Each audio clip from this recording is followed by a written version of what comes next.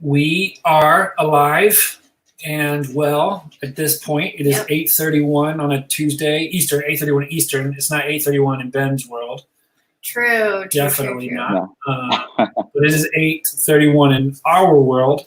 Ben, where are you at? Tell us a little bit about who you are, where you're at, what you're doing. Yeah. I'm in Austin, Texas, and I'm in an Airbnb because I just moved here in January, and our house is not done yet. So living in an Airbnb in these fun transition times. So I am a WordPress website person. I build websites for small businesses and individuals, and I work with other graphic designers and agencies to provide support. And then recently I've started doing efficiency planning and consulting for small businesses and individuals. And that's where I go into the business and help. A lot of people bring me in to help automate. That's why they reach out to me, but they don't realize that automation comes much later. And so I help kind of get them on the path to be able to automate some stuff. So. Awesome. No, that's really cool. So we've been talking with people who we've caught on the internet doing helpful stuff for small businesses, and you were one of those people. Talk a little bit about once, so maybe over the last week or two, as the COVID-19 and all of the things surrounding that, what have you seen? How have you been helping businesses? What have you been seeing business doing? What does it look like for your own business? Give us a little bit of update there. Yeah. Every day is a little bit different. Some days are busy. Some days feel like the world is ending. But I'd say, and it also depends on the business, because I'm lucky enough to work with a wide variety of clients. So I'm not in a specific industry. So I've seen, the process for gyms being building forms to put a lot of members on a freeze, or working with consulting people that usually do a lot of in-person stuff to moving to Zoom, or moving to trying to figure out how to make a community online. So that's probably been the two biggest. There's obviously a lot. I do website stuff too. So there's a lot there of trying to just educate more and be able to say what's specific. I mean, we're all getting a ton of emails, but I think it's important even for the smaller people to kind of update their customers and their clients. And so there's been a lot of that. Yeah, for sure. And there's so many different ways you can do that. And I think we've seen some of our clients do it themselves, which is so awesome to see. And then other people where you even just said you went to a website the other day and you're it didn't say anything about any of the changes. No. And it feels kind of weird. It was a bizarre. I was watching my favorite shoe brand, Adidas. I was still getting email alerts, notifications from their app, and they were just releasing a bunch of shoes. They just kept releasing them, which is fine. You don't need to stop selling shoes. That's cool. But it was a bizarre thing that it felt like the whole world was burning down, and they were just releasing the new Kanye West shoes just on repeat. It wasn't a big deal to them. Right. They later did. I got an email later, but it was definitely, of all the brands I interacted with, it was definitely the latest, and it felt a little odd. Yeah, for sure. Yeah, no, that's cool. Talk a little bit about, so one of the things that Allie and I have paid attention to, or what we've experienced, is as we talk to people, you can find a lot of people who we talk to just feel paralyzed. They feel I don't even know what to do. They don't want to do anything. They pause everything they've been working on, in not even necessarily just with us, but just everything. And then other people kind of take leaps forward and are I'm going to take advantage of this, or I'm going to do the most with this weird situation. What are some things that you've seen, or maybe give some examples of your clients? You don't have to name the names, but maybe walk us through some of the proactive steps you've seen people take, and how that's kind of worked for them, what they're doing now. Yeah. My gym client, that one's been a really cool client to watch unfold, because he's in rural Ohio, and that is already a small town community. And so watching a small business navigate that is really interesting. And his members all like rallied behind him, which was really, really awesome to see, because you don't see that happening with a lot of larger like fitness brands. So that was cool. And he's taking advantage of that by not pivoting online, but by investing the time in rest, and also like trying to figure out what he'll do when he reopens. So figuring out how can he improve the experience and the gym when people get to come back. And so I think that's a really, you know, even outside of the world of tech, like that's a really cool thing to see, because I think a lot of people are either, like you said, just shutting down and freaking out, or which obviously everyone is, but or trying to pivot online. And so that one's been interesting to see them like say, no, we're not going to pivot online, and this is what we're going to do instead.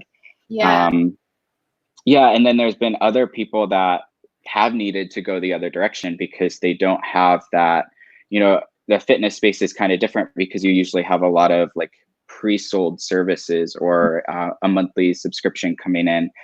So that one's a little easier to weather for a month or two than say like a consulting gig where you're, you know, only selling hours or something like that, and it's reliant on meeting on people. So lots of Zoom training there. And but I think, so this whole time I've been thinking about all of that and the people pivoting online, and it's really cool because I think it's moving the conversation not only to how do we pivot online right now, but then how can that work for the business long term?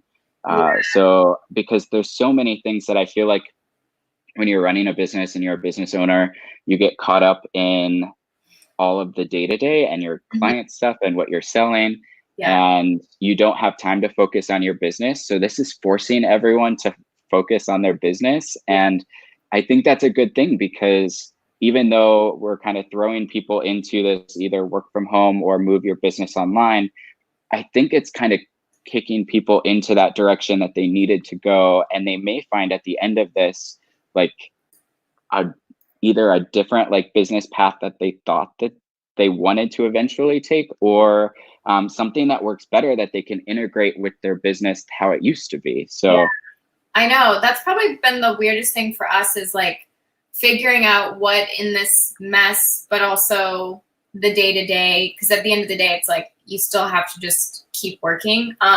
Like what will we carry over into the future?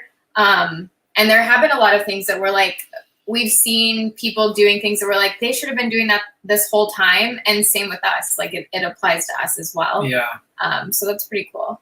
Yeah, it's very cool. What have you, so let's talk about, so you help people with, actually I'm curious about that gym that you talked about. What are some of the things that that gym or maybe other people are cleaning up? Like what are some behind the scenes operations that people are either automating or streamlining or any of those things? Like what have you noticed people doing specifically? Or if somebody was watching this, like what were some things you'd be like, you might sort of examine, you know, these areas?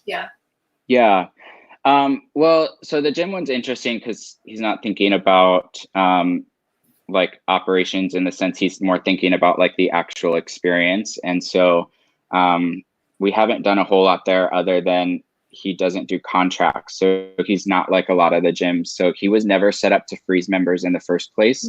So even going through that process of figuring out, I mean, it turned into just a simple form that feeds into a spreadsheet that feeds into an email list for later. Like so simple, but like at the end of the day, like we didn't have that process defined because that's not a normal business process for them.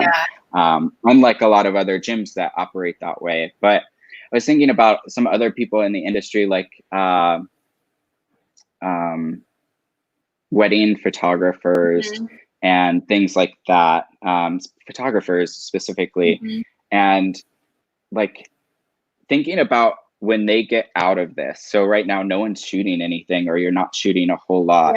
I love working with other creatives with like efficiency planning and automation, because I like to be a creative, but I tell people all the time, like, I'm not actually a creative. I just like working around creatives, even though I'm a web designer. Like I still have imposter syndrome about it. But I was thinking about photographers, and when I do efficiency planning with them, it's always about time. Like they never have enough time to get things done because they're always either traveling to weddings or traveling to shoots or editing, and they don't have time to really focus like on the workflow or figuring out their process. And so I think in this is a good time where like, and a good example of you have a break that you don't really get to have a lot of control over.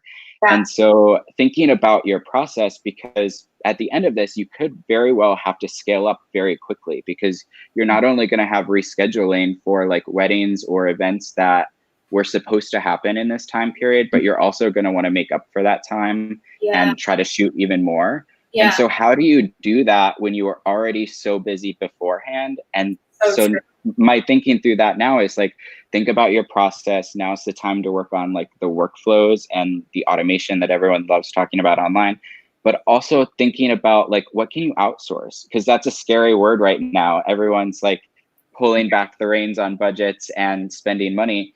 But when you're in a position where your time is what you sell and you're trying to shoot as much as possible, then now might be the time to build a relationship with an editor, or now might be the time to build a relationship with someone that can help with the admin side of things. Yeah. Oh my gosh. Yeah. What you said, I mean, I don't think a lot of people are thinking about that, which is rescheduling work, booking new work, but then like making up for it. Like I just got nervous for a photographer sitting, like I didn't think of that. And I was like, oh my gosh, we're going to be, someone's going to be like, I have a photo shoot every day now. Yeah. For sure. So how do you like plan for not even just that work, but like you were already at the level, you know? So I think a lot of times people think about automation or workflows as it has to relate to software or digital. And a lot of times it's not about that. It's about planning and like documenting your process and figuring out your weak points or the things that you don't want to do. And that way you can scale up what you do want to do. Yeah. So, I mean, and you have some questions that you listed out, but so if someone's watching this and they're like, oh, I'm a photographer, Ben mentioned like getting an editor.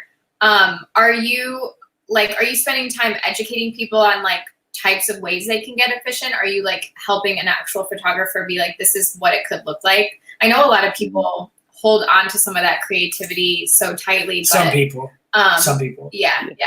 Not from personal experience. Like, how do you guide them?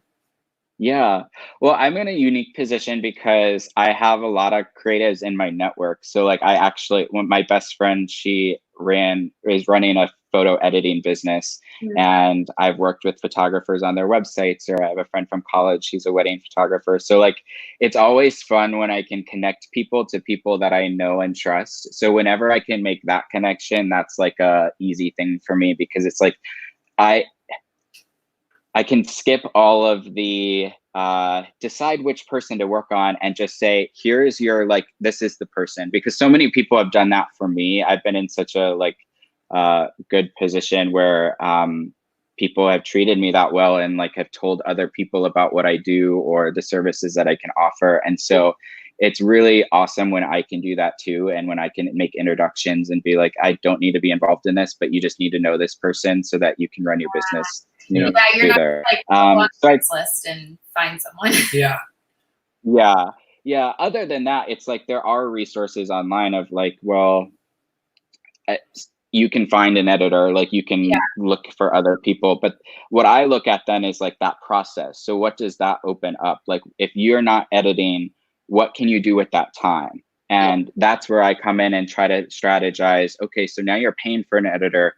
How do we make sure that that time's filled with like revenue generating activities? Because likely editing isn't revenue generating unless you're an editor. Like it's a lot of times that's in the photography, like wedding photography industry specifically, that can be a big like time suck for someone that shoots a lot. And so that may not be revenue generating. It may be more beneficial for that person to be doing social media because they're the face of the business than sitting for 6 hours and editing a wedding. Yeah. No, that's true. We're going to go, teammate Dana asked a question. So I'm going to pop that in here. We can kind of like go through that. And then we'll come back to kind of identifying some of those revenue generating or non-revenue generating things. Yeah. But Dana asked, Dana said, I'm curious how you got interested in efficiency, systems, et cetera. Do you have any books, podcasts, recommendations? So how did you get into just for people watching who don't know who Ben is, Ben has helped us and our clients. We've collaborated on projects. Ben has been a client. Ben hangs out in the gym club and gives really good advice on software and system and tools to help people work more efficiently. Probably one of the better reasons to join the gym club would be that you can just message Ben and it'll probably save you like your year's worth of. That's our new Facebook ad. It's like you talk to Ben for $7.99 a month. Yeah. No, but for real, how did you get into that? Where did you start to see that bubble up? Yeah, that's interesting because I never planned to do this. And I think it goes back to I grew up in small business. My family had a farm. And so I like learned right away how like the ups and downs of that and the struggles of that. But I was never interested in farming. I was always interested in technology. And so I was always trying to marry the two. Like, how do I get tech into farm? So I think I started really like teaching myself, honestly, like my degree's in film and I'm not really doing anything with it. Like I taught myself web and I taught myself like a lot of these tools. Yeah. I would say the two biggest resources I found though are just Twitter and Reddit. Reddit sucks a lot of my time, but I find so many like good ideas or good conversations going on there. Or on Twitter too. Like I follow the people that created Basecamp. I'm blanking on their name, but they're very active and their whole team has been working from home from the start. So like they've always like put out a lot of good resources, but honestly, it just kind of came about from trying to run my own business. And I don't have a team. I have a VA and a contractor that helps me with website maintenance.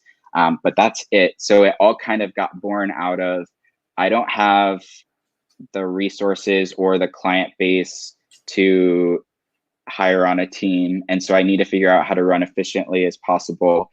And then it kind of just started happening of like, I would get these web clients and they would say, oh, do you know, like, this is like the problem we're having. And I'd say, give me like a day. And I would be able to like, I don't know. I just love figuring out things that I don't know how to do. And so it's hard to pinpoint like the exact moment of like when I became an efficiency planning consultant, because it's like, to this day, you could come to me with a problem and I very much well may not know how to solve it, but I'm confident enough now that I can say like, give me some time and I'll figure it out. I think Well, I was going to ask you, like, what do you think prevents people from just doing that? Like, do you think people are just like tied into or pulled in too many different directions? Are they like not aware of, you talked about bringing technology into farming, like technology. What do you think prevents them from just figuring it out?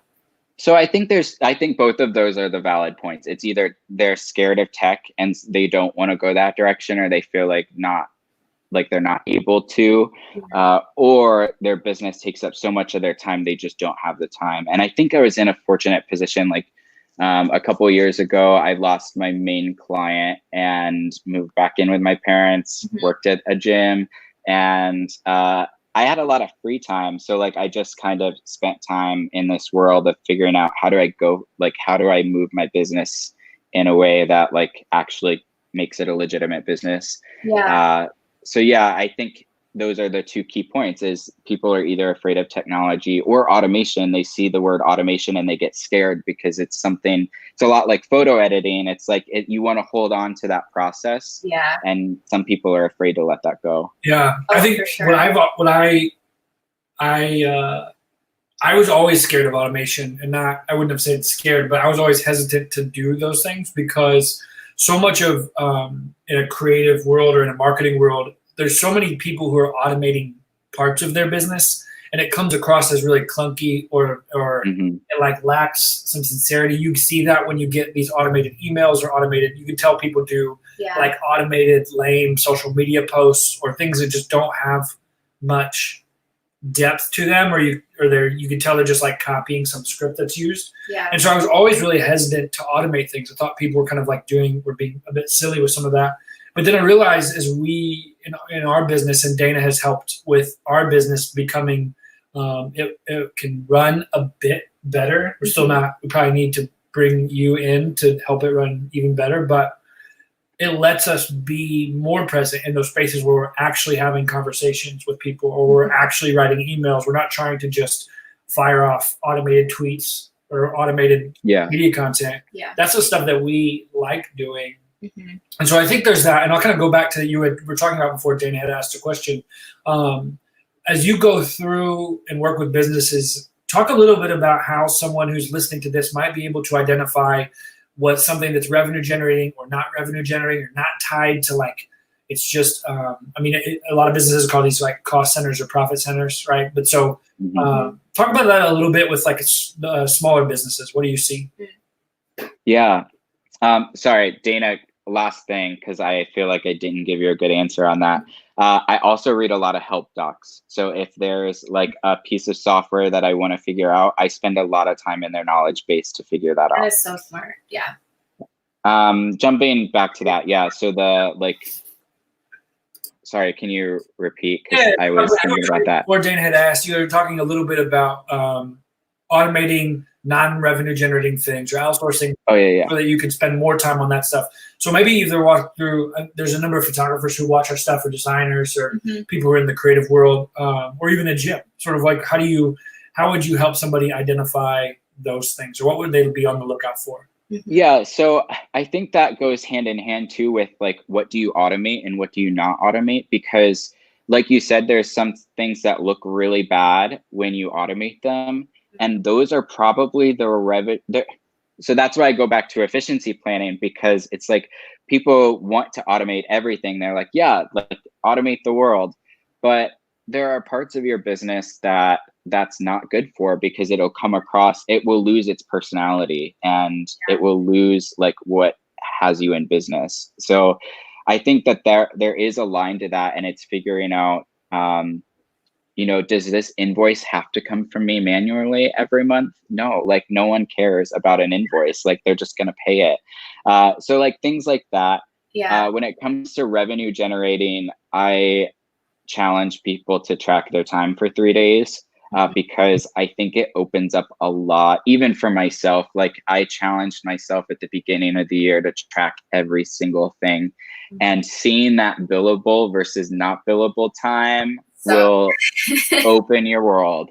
And you will see like, oh, cool, I spent 20% of these 100 hours on billable, and the rest was spent on other stuff. And so that's a really easy way to start looking at what should you start outsourcing or automating. The other thing is what requires your specific expertise. That's my other thing, is like, does it require me to be in this conversation, or does it require me to be working on this thing? If yes, then I should not automate that, or I should not outsource it. If no, if my VA can handle it, or if I can write documentation and outsource it, then I should do that, because it's not that it's not worth my time, but it's like my time needs to be in other areas to stay profitable. Yeah.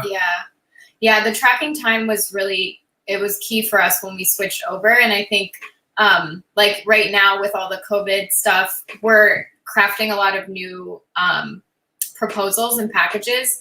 And so I was talking to Matt, our developer, today. I'm like, this is going to pay off later when we start to just offer this because of how the world changes, or just because we're going to get good at it. And I have to remember that this will like save me time in the long run, but I couldn't keep it up, like it's a temporary thing. Yeah. Well, I think that's a good point to make too, because it's not always about that initial report.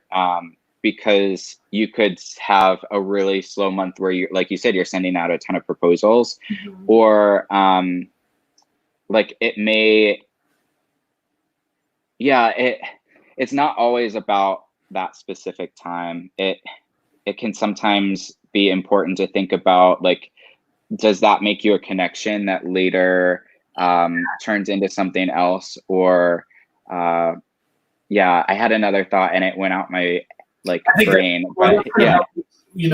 That's like I feel like our whole business exists because 15 years ago, Allie and I started wasting time on stuff that is now in demand to understand how to do. Yeah. It's not, I was explaining to somebody else yesterday, they're like, how did you get into all this? I was like, I think I was procrastinating in college and I got really into blogs.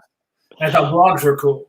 And then some part of, and then like the world later wanted the thing that I had procrastinated a lot in doing. Yeah. So this like thing that had been a hobby became an in-demand career. It's not like I was sitting around in 2006 like scheming up, a career. This is how this is all going to shape up for me. Right. But I think it was that curiosity to pay attention to, pay attention to what caught my attention at the time and figure out how it can apply to other people and help other people. I like what you said, Ben. Like, I don't think a lot of people think about if I'm a wedding photographer and I outsource my editing, that I should use that time to like write and share my thoughts and be on social media, because that is what makes you 100% unique. There's so many different wedding photographers out there. Why does someone want to spend the most like important day up until that point with you? Yeah. So many people can kind of harp on, social or like, oh, that's just wasting my time. But if you have like those presets set for your edit and you can like approve of that before someone takes on the rest, I think that it's kind of like a mindset switch. And I think that this time, while painful for a lot of people, if you're in the position to streamline or make your business more efficient, you can start to focus on those things that you might have thought was a waste of time, but actually isn't. Yeah. That's what I was going to say about the time. It's like, you could be, just because you track your time and it doesn't actually equal dollars, doesn't mean that it's not revenue generating. So like social media is a great example, especially if you're a photographer. It's probably revenue generating in the long run, but you're not going to see that on your time report when you do like a 3-day audit. So that's the other thing to be like mindful of, is like, you can't just go by the numbers alone, but kind of digging into those details and seeing like, okay, which things though are for sure and which things are kind of in the middle. Because like me, like I've been spending time building out a new website and brand. It's like, that's not making me any money right now, but it's still going to produce more revenue in the future. It's just not going to show up on my harvest export. And I would even say, like, for me, when I'm looking at that report, looking at like repeatable things that I'm doing over and over, that you're like, there's got to be an easier way to do this. Like, writing an original post for social is like, you're going to have to keep doing that, or you're going to have to keep showing up in your email newsletter. But if I'm constantly like running the same report in Harvest, or like uploading the same content over and over to clients, like why not make that more efficient? Yeah. Right. So that's actually the example I use of when I tell people why I have a VA, because I tracked my time for 3 days and I realized there was so much that I didn't necessarily want to automate, or I couldn't automate, but it was tasks that like I don't have the bandwidth for. And so that was like the reason for hiring a VA. And that's also sometimes it's hard to justify the cost of investing time, or if you outsource it and hire someone like me to set up like automations or go through this planning. Sometimes that's really hard because it's a big cost sometimes, like either in your own time or on software. Sometimes it requires software that like, you may be used to getting a free version of something, and to automate it, it costs $30 to $40 a month. For some people, they're like, no, that's not worth it. But then when we looked at the time, and it's like, you're spending 5 to 10 minutes a day on this, and this will cut it down to 0 like minutes a day. That's like, it's not always about money coming in, it's about money going out too, in that sense of your time. Yeah. Oh my gosh, that's a good point. That's a very good point. Yeah. I needed to listen to this. What are some things, so for you, as you were outsourcing or working with your own virtual assistant, what are some things that you found relief in outsourcing? What was a good like first couple of tasks for you to outsource to sort of like begin to trust that system and process? Yeah. So like pulling expense receipts and things like that. I have a lot, like they just collect in my email inbox, and I've tried to automate that, and it's been successful for some people in the sense of like you set it up for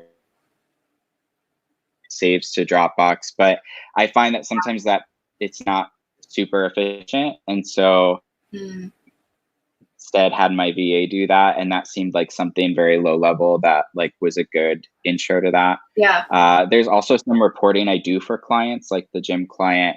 I do some reporting for them of like bad accounts and expired credit cards. And before we were on a system that really like even showed us that, like it was completely all manual. And so initially my VA took that over. That's cool. Yeah. And personal stuff, like I took a course, Delegate and Done, and it had a lot of like, it had a whole preferences sheet of like your personal life too. And so like, it sounds like, so like who am I to have an assistant call and get me a haircut or like return this thing on Amazon? But like, man, when I started doing it, I can't go back. Like, it's like, it saves me.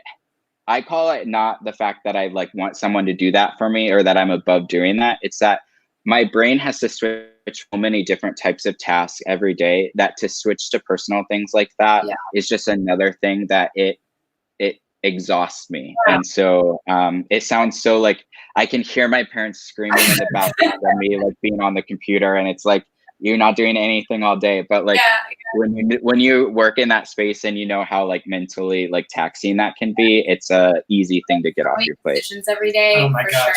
Sure. Yeah. I just had this memory. We used to use this cheaper time tracking system, and I would export reports. I would like change numbers in my Google Doc. It would like be like not even an efficient Google Doc. And when we brought Dana on and we switched to Harvest and like paid, regular money, I was like, I cannot believe I did that for a year. Like, those are the things, though, I think you get into your head that this is just normal. And it is hard to change. Like I was like, no, it works. And I like being in control of knowing, well, I can still know now. I just click one button and it shows me. Yeah. I think that's, I mean, even in the midst of like all of this sort of quarantined chaos, whatever this is, like being able to pay attention and focus on the most important things just feels like the most important thing, or being able to be present with. I know if you hang out in the gym club, you get to talk to some people who have kids whose school is now canceled. So they're not only entrepreneurs who are also raising a family, but they're raising a family who's yelling in the background, and also maybe their partner is at home who also has to work. And so it's this wild thing that is those like moments of being, some of our clients have just been like, I'm going to pay attention to my family. I'm going to check in on work like when I get a spare minute, and we'll see how it goes. And those are those moments where having things planned out and making sure you're streamlined, or spending an extra $15 a month to use the real software that just does the reporting for you, that you don't have to do extra hurdles, is powerful. Can I pull up not your website, but your not yet released website? Is that okay? Yeah. I didn't realize I wasn't trying to do that for people. So walk through a little bit, just talk about what you're doing with people when it comes to efficiency planning. What does that look like? So what this service is it's the starting point. So like I said, most people come to me and they're like, automate my life. And I ask them, what do you want me to automate? And they don't know. Or the list is so long and it doesn't connect the pieces. So this is where I come in, and it's kind of like a flat rate consulting session. Like it's not really hourly. It's just based on how many services you have. That's kind of your rate. And we sit down and we go through what your process is, and we look at, okay, how do we get you more time back? What pieces should we automate? What pieces shouldn't we? Can we change your process? And are you okay with that? Mm-hmm. Or can we outsource this? Or can we automate it? So it was kind of born off of the automation train that everyone's on, but realizing that it doesn't really work that way.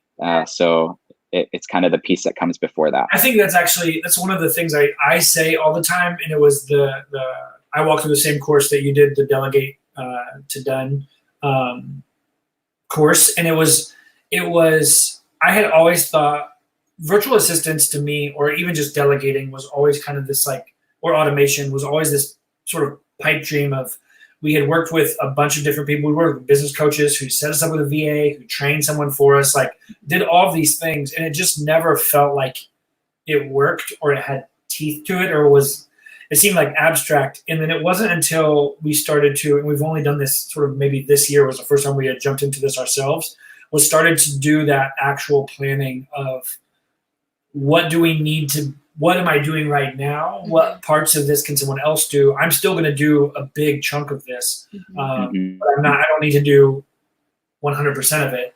I can have somebody prepare a bunch of information for me for a presentation, and I can make the presentation and still have the final touches on it. I think it was this, I never really understood I thought I always had to delegate everything, let go of everything that I'm doing, and I'm going to not be able to do the work that I actually want to do. But in reality, I think if somebody can walk through with you and help them plan, or help you plan how to delegate or what to delegate, or sort of map those processes, then you can start to really experience some of the power of all of that. Yeah.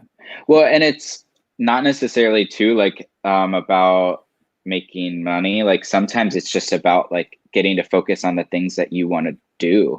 Especially in the creative community, people don't want to invoice, or they don't want to respond to emails even, or track their time, or do bookkeeping. That's not what they want to do. They want to be painting or making music or designing something. And so sometimes that process kind of strays from the revenue part a little bit and focuses on, so what are you an expert at, or what do you really actually want to be working on? And that's kind of where that goes. Yeah, Dana now, she creates contracts and invoices and everything, and that is I hate doing contracts. Do you remember so much. You remember there was this moment where you were just backed up with work because you didn't want someone else to do that part. Yeah, even though I hated doing it, I was I have to be the one that does it. But you trusted Dana enough, and there was this thing okay, Dana, you said these. I was here's where I fill stuff in. You can just click on my signature, sign it for me, And she was gone one day, and I was I have to do a contract. I honestly was just maybe I'll just skip it. Yeah. So if there's something that you hate to do, and it's not the thing that someone's hiring you to do, I would consider, I guess, as someone who cringed at the thought of letting go of things, it's possible, and it's great. Yeah. But just so many people, and I would say I've worked with Ben enough to know this, but anybody taking advantage of somebody who can help you map out those processes so that you then can go do, don't just, or if you work with a VA or a company that is a team of VAs, at least get some help in mapping out your processes and getting somebody set up to start helping you on something important. Yeah. Don't just guess. And I think the worst thing Allie and I did in delegating for the first all the time was we would hire somebody or bring somebody on or find a teammate and then just dump everything in their lap. Be good luck. Hope this works out. Yeah. But being specific and clear about what those things are can make a big difference. Yeah. Definitely. Well, in any part of outsourcing, that's a good point to make, because whether it be a VA or even photo editor, if you just hand them your photo files and expect them to get your style 100%, you're going to be very disappointed. Or if you're working with a new VA and you just hand them tasks and say, go find this, and you don't give them access to your Dropbox or your email, like you're setting them up to fail. Yeah. And so the biggest thing that I found doing it for myself was that I needed to write documentation, or I needed to take the time to create a video for them. Or if you're an like photographer and you're thinking about working with a photographer, like take the time and investment to do a trial, like not a real project, like take the time to send some samples over and work to define, to make sure that you've got your style working. Those are like really, really important things. Otherwise you're going to be not successful, but you're going to be let down because it's not going to be a good experience. And so I tell people too, it's like, you're not going to see the savings the first time or even the second time. It may be the third time that you see that savings, because it may take more time than it takes you to do it, to be able to outsource it. But it's about finding those repeatable things that then, you know, the third and 100th time, it's not on your plate. Yep. That's so true. That's the truth. Yeah.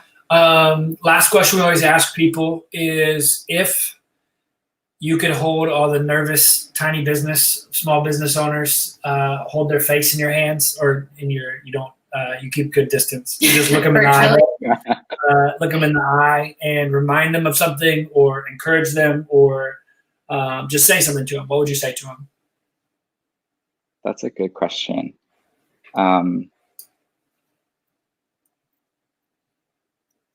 Don't be afraid of technology, and don't be afraid of letting go. I think that's the theme that we've talked about tonight, but I think that's what I come across a lot, is that sometimes that's really hard, especially if you're a smaller business and it's your thing, like you built it and you put all of your passion and energy into it, and now you're trying to scale, and it's scary because you're losing control. And so I think, don't be afraid of that, because you can still have all of the like goodness that you built even on a larger scale. Yeah. No, that's cool. Yeah, I love that. If people wanted to check out more of the stuff that you're offering, we had your website pulled up for a second. Are you cool with sending people to that website? I'm not trying to like make people. Yeah. Okay. Yeah. I'll link it up in the services menu, so it's actually live after this call. bendaron.com if you're interested in like efficiency stuff during creative, if you're interested in like web stuff, or you can just follow me on Instagram at Ben Daron, but I don't post very often, so send me a DM. You do lurk. You are there. I am. Yeah. That's like how people are. It's like, I don't post, but I'm there. Yeah. I love it. I'll see it. Yeah. That's cool. Thanks for jumping on here, Ben. Appreciate it. Also, if you want to ask Ben questions, if you get into the gym club, he seems to be pretty helpful to people. So you can trick him into, or not trick him. You can just ask him, and he'll help you. I love helping people. That's why we're there. Awesome. Thanks, Ben. Yep. Thank you, guys. See ya.